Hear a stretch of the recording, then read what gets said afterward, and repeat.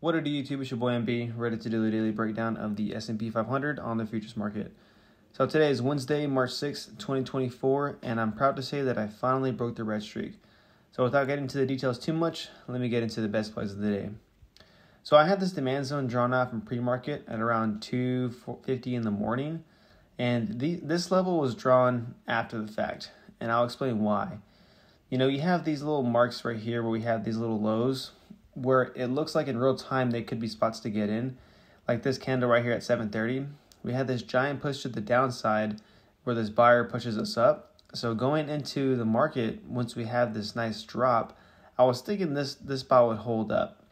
So I ended up taking my first long here at 106, and that one gets stopped out. And because there was this wick here, I had a very tight stop. I was like, if there's a buyer still here, he should be present. So I'm going to have a very tight stop. And if I get stopped out, then I'll look for the next spot. So the next spot was actually right here at 5,100. So I get in at this wick down here at 5,100. And again, my stop was on this one was a little bit too tight. I knew I should have kept my stop a little bit wider because we had this pivot zone right down here at 50.96. So if I had used a 5-point stop like I normally do, I wouldn't have gotten stopped out. And so I knew I should have done that because this wick was just so close to this pivot point.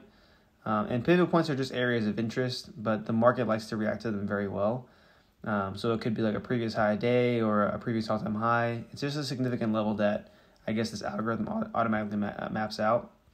But yeah, so I should have had a 5-point stop. So when I see that we get this bounce right here and this nice push up, I knew that this was probably the low. So I actually entered on a pullback. I was like, you know what? I'm going to get back in at my same entry at 06. Well, actually a little bit lower at 05 if we get a pullback, and that's exactly what we did. So it was a nice 50% pullback. I get in long here, and I catch a nice move to the upside, 20 points. And I wanted to hold it all day. I was like, you know what? I'm going to try to hold for all-time highs.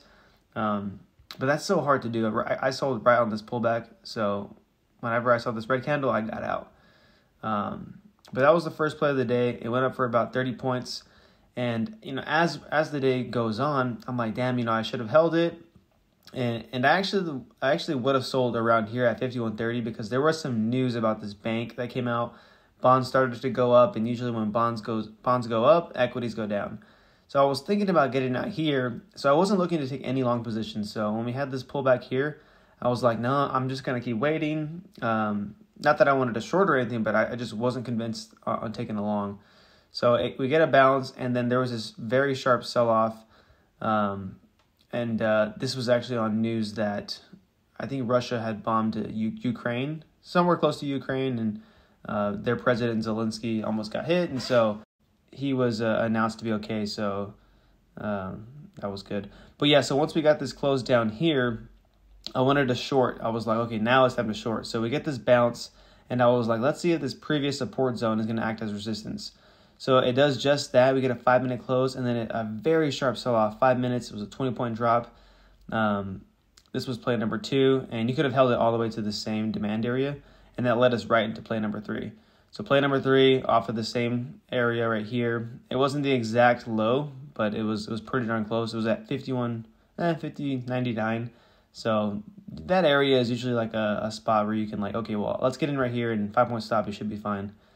So I actually missed this long because of the news, but we get the bounce and then another rejection at VWAP, and so I get in over here about an hour before market closes. So play number 4, same thing, this demand area. I get long, catch 10 points, and then but it was actually very fast. It was like right here to there, somewhere in this level. But yeah, it was very choppy. You could have caught this multiple times, and then it was a 15-point rally at the end of the day. But that's pretty much it. Like I said, finally broke the red streak, and that's why your risk management is really the number one thing. You should be your number one priority because it keeps you in the game, and just got to keep swinging. That pretty much wraps up today. I'll catch y'all tomorrow. All right, I love you.